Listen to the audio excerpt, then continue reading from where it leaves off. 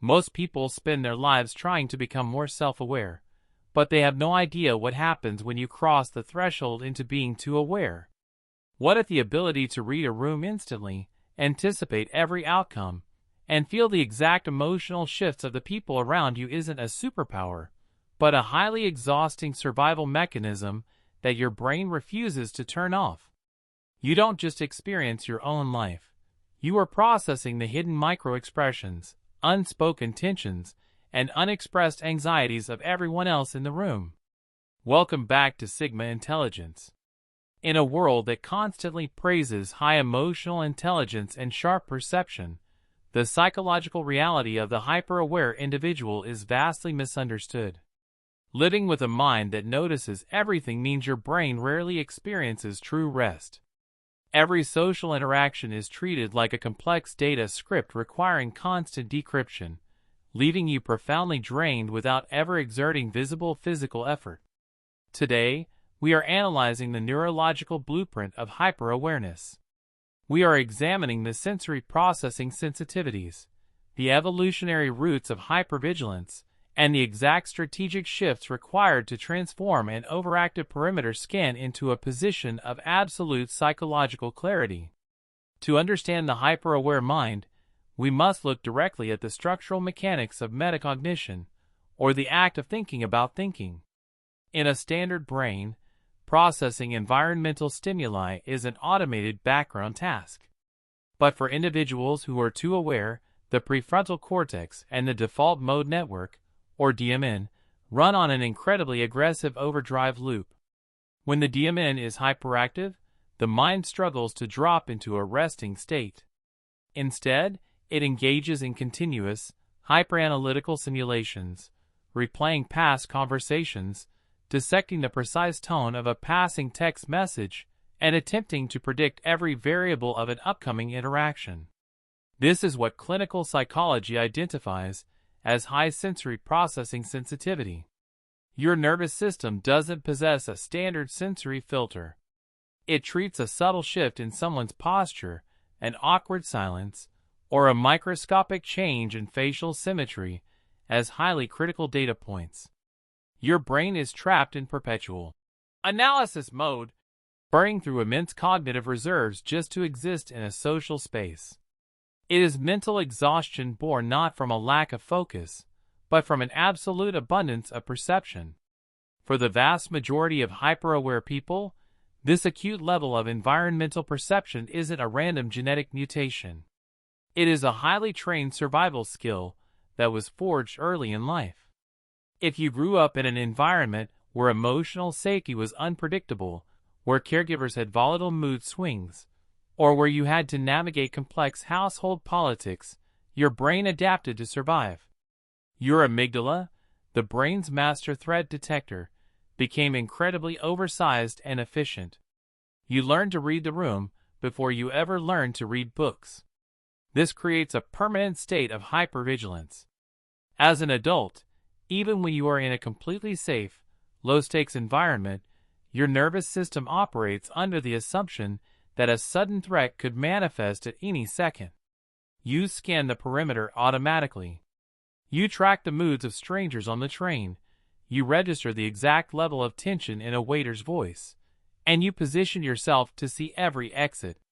What others mistake for intuitive genius is actually a deeply entrenched defense mechanism designed to prevent you from ever being caught off guard again.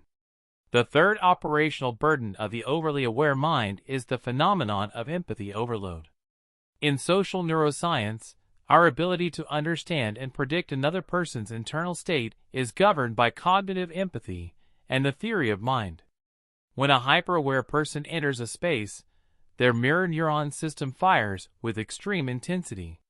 If you sit next to someone who is silently harboring deep resentment, grief, or performance anxiety, your brain doesn't just intellectually note their distress. It actively mimics those emotional frequencies within your own somatic landscape.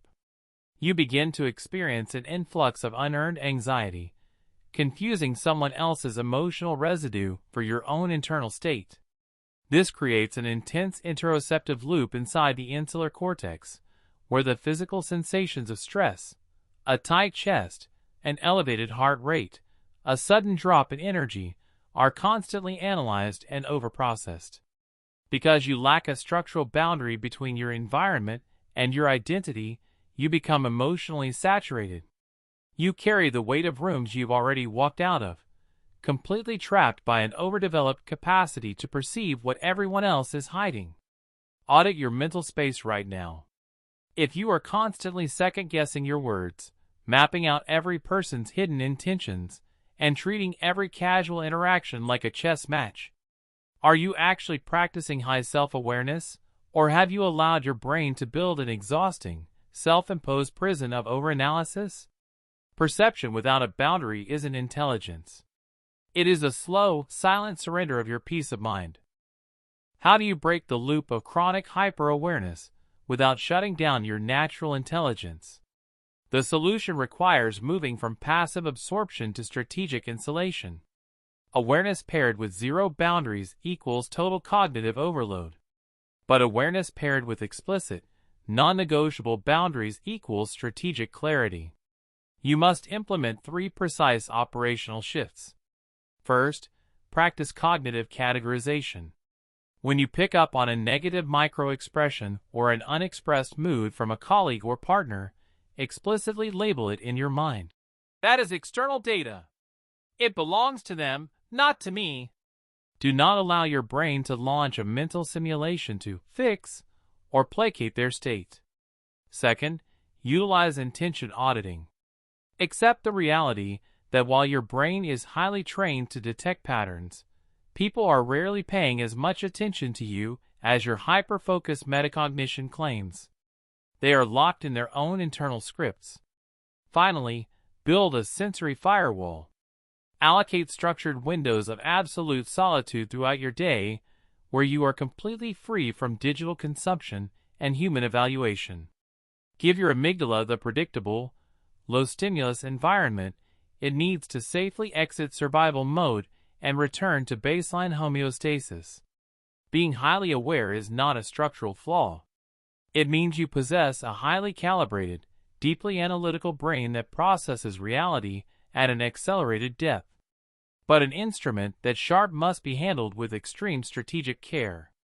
If you do not actively manage your perimeter, your greatest intellectual asset will steadily transform into your loudest source of mental noise. Stop allowing your survival mechanisms to dictate your current presence. Learn to drop the anchor of your attention into the immediate moment, recognize which data points are worth tracking, and leave the rest of the world's noise exactly where it belongs. Protect the clarity of your internal world. Control the boundaries of your perception. If this deep psychological breakdown brought structural clarity to your mind's operational habits, hit that like button, subscribe to Sigma Intelligence, and leave a comment below. Does your intuition feel like an asset, or is it a survival skill that refuses to shut down? Let's analyze the behavioral science together in the comments. I will see you in the next video.